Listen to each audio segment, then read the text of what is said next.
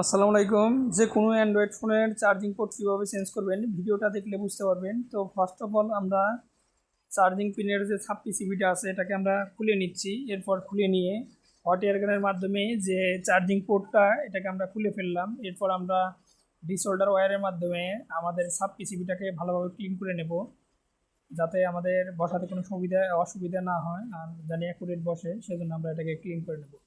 আমাদের ক্লিন করা কমপ্লিট। এরপরে এটাকে আমরা শোল্ডার পেস্টের মাধ্যমে তাতালের মাধ্যমে সুন্দর করে এটাকে লাগিয়ে দেব। আর পোর্ট লাগানোর ক্ষেত্রে সবসময় সতর্ক থাকবেন যাতে আপনি চার্জিংয়ের যে পয়েন্টের লাইনগুলো আছে, যেমন বিচার্জ, ডিপি, ডিএম,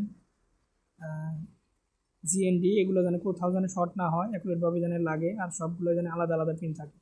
আমাদের লাগানো কমপ্লিট। এরপর আমরা ব্রাশ দিয়ে ওয়াশ করে নিচ্ছি। এরপর মোবাইলটাকে আমরা কানেক্ট দিয়ে দেখবো যে আমাদের চার্জ কানেকশন হয় কিনা।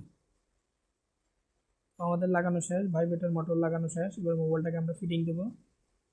ফিটিং দিয়ে চার্জিং কানেকশন আমরা এটাকে চার্জিং কানেকশন দিলাম। দেন আলহামদুলিল্লাহ আমাদের চার্জিং পেয়ে গেছে। তো ভিডিওটা যদি ভালো লাগে অবশ্যই চ্যানেলটাকে সাবস্ক্রাইব করবেন। ধন্যবাদ সবাইকে।